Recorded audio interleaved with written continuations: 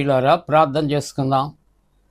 మహోన్నతుడా, పరిశుద్ధుడా, మీకు వందనాలు, స్తోత్రాలు. ప్రాతకాల ఆరాధన ద్వారా నిన్ను గణపరుస్తున్న ప్రతి కుటుంబాన్ని ఆశీర్వదించి నైనా ప్రతి ఒక్కరితో మీరు మాట్లాడి మీరు మహిమ పొందండి.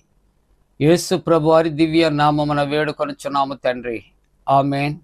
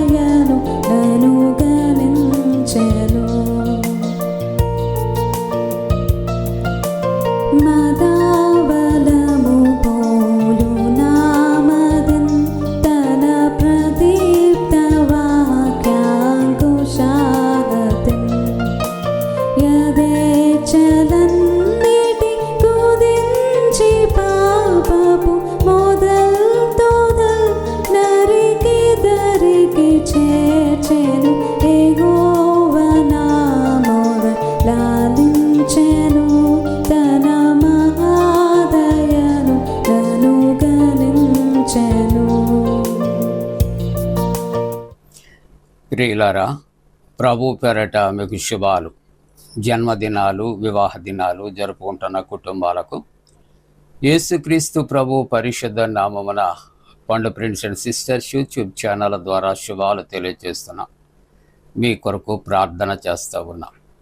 మంచిదండి, క్షేమంగా ఉన్నారా? దేవునికి వందనాలు.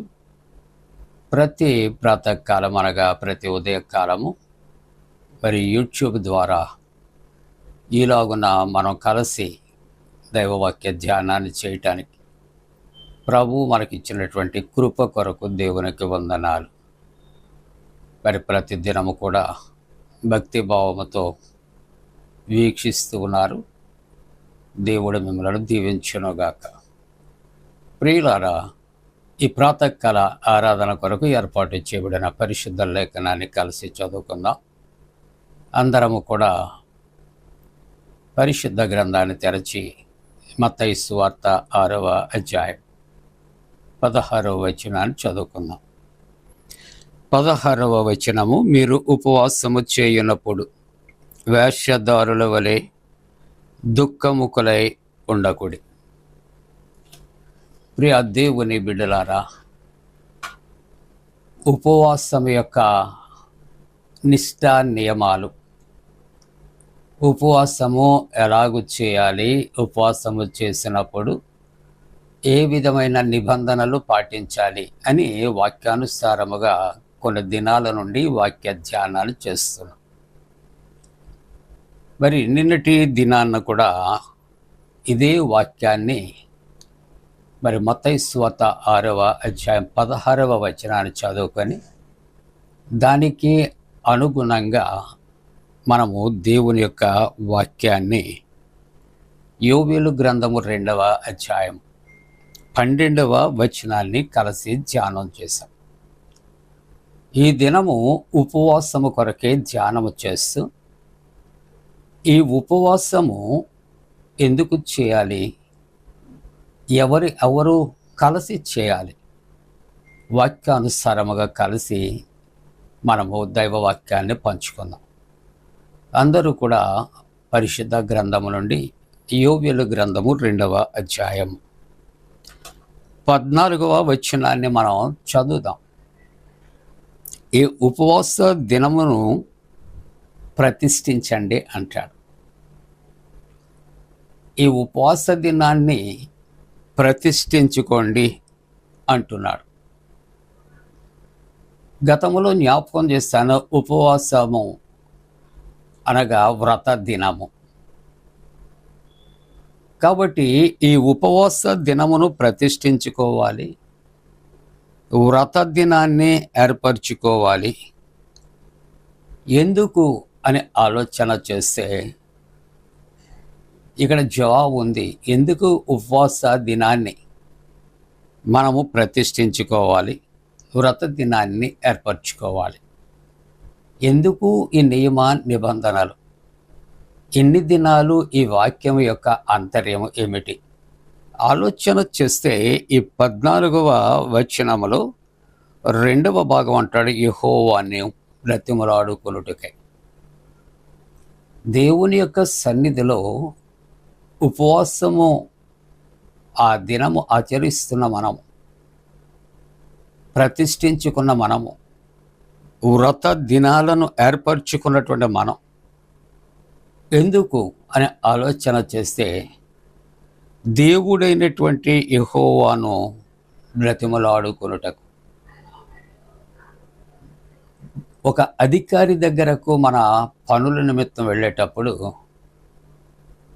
మనం చాలా రిక్వెస్టింగ్గా వారి ఎదుట మన విన్నపాలు తెలియచేస్తాం. వారిని చాలా రెస్పెక్టబుల్గా మనం వారిని చాలా గౌరవప్రదంగా వేడుకుంటాం. లోక సంబంధమైన ఒక అధికారినే అంత గణపరుస్తున్నప్పుడు, పరలోక అధికారి అయినటువంటి ప్రభు యొద్ద నుండి మన జీవితానికి భౌతిక సంబంధమైన, ఆత్మీయ సంబంధమైన వరములు అందాం, మేలులు అందాం, ఆశీర్వాదాలు అందాం, దీవెనలు అందాం.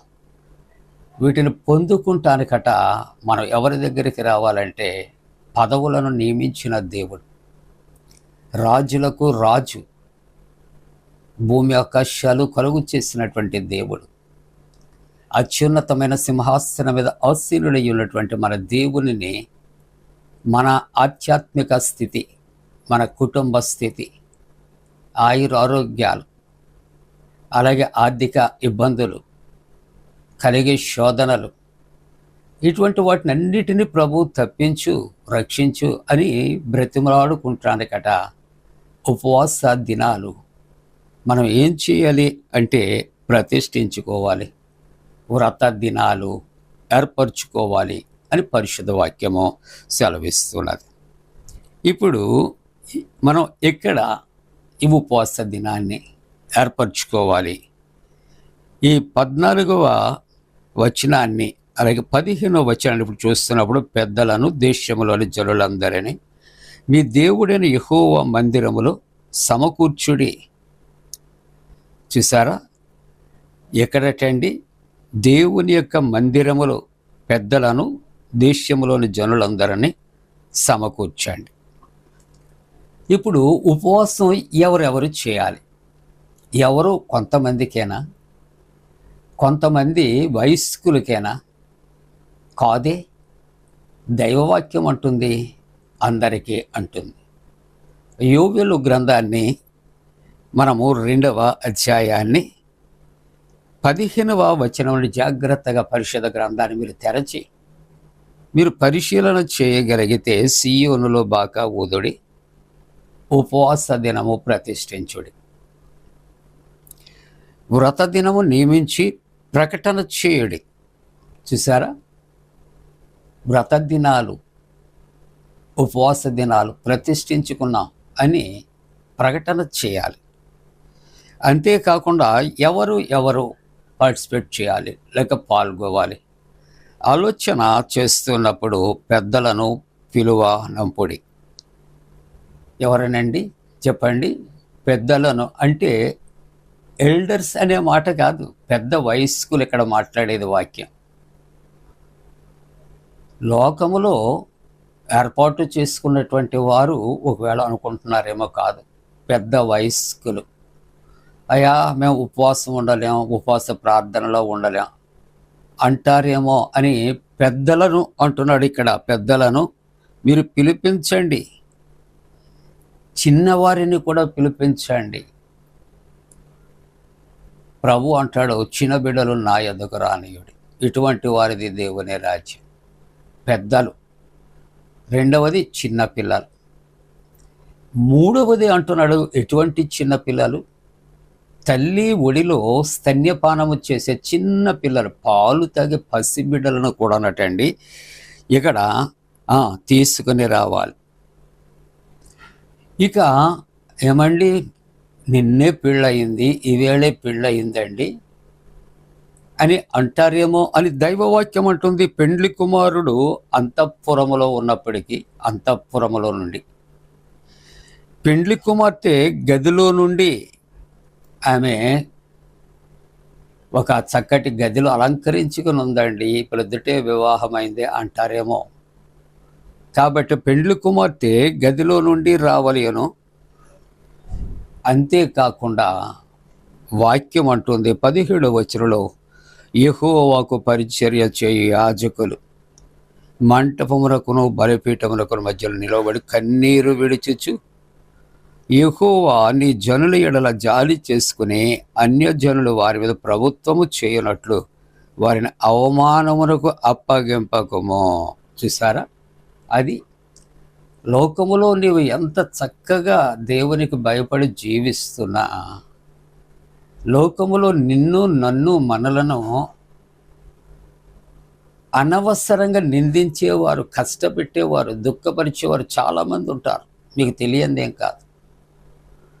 కాబట్టి అటువంటి వారిని నీవు ఏం చేయాలంటే, మమ్మల్ని అవమానమునకు అప్పగించకుండా వారి బారి నుండి మమ్మలను తప్పించుము. లేకపోతే నువ్వు వారి బారి నుండి తప్పించకపోతే లోకం ఏమనుకుంటుంది అంటాడంటే ఇక్కడ, అన్యజనులు వారి దేవుడు ఏమాయను అని అందురు కదా. అవునండి, దేవుని ఎడల ఇన్ని సంవత్సరాలు భయభక్తులు కలిగిన కుటుంబాలు దుష్టుడు శోధించి అనేక రకాల శోధనలు కల్పించి దుఃఖాన్ని వేదన కలుగు చేస్తున్నప్పుడు వాటిని అన్నిటి నుండి విడిపించబడాలంటే ఇక్కడ ఎవరెవరు దేవుని సన్నిధికి రావాలి. ఆయన పేరు పెట్టి పిలిచాడు.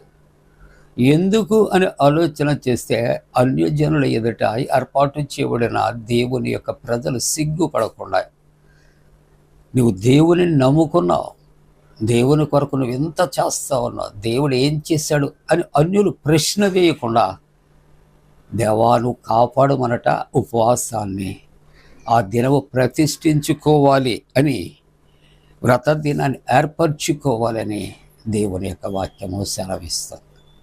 అట్టి రీతిగా అన్ని వయస్కుల వారు ఈ యొక్క ఉపవాస దినాన్ని ప్రతిష్ఠించుకొని దేవుని యొద్ద నుండి జవాబు పొందుకుంటానికి దేవుడు సహాయం చేయనుగాక. ఆమేన్. ప్రార్థన. పరిశుద్ధుడా నీకు వందనాలు దేవా. ఉపవాస దినాన్ని ఎవరెవరు ప్రతిష్ఠించుకోవాలో పేరు పేరు చెప్పున చెప్పారు, దీవించారు. ఉపవాస దినాన్ని ప్రతిష్ఠించుకున్నట్టు ద్వారా అన్యులు మా మీద రేగకుండా ఉన్నట్లు, లేవకుండా ఉన్నట్లు, సిగ్గుపరచకుండా ఉన్నట్లు వారిని తప్పించి, మా దేవుడు గొప్పవాడు, అటువంటి శోధల నుంచి తప్పించడానికి జవాబు ఇవ్వగలిగినటువంటి బిడ్డలుగా ప్రత్యేకించి చిన్నలు, పెద్దలు, యవనస్తులు, వృద్ధులు, స్త్రీ పురుషులను దీవించి, బలహీనతల అనారోగ్యంతో ఉన్న వారిని స్వస్థపరచు. ప్రార్థన ఆలకించి ప్రత్యుత్తరం దాయిచ్చి యేసు ప్రభు దివ్య నామమున వేడుకొనుచున్నాం తండ్రి.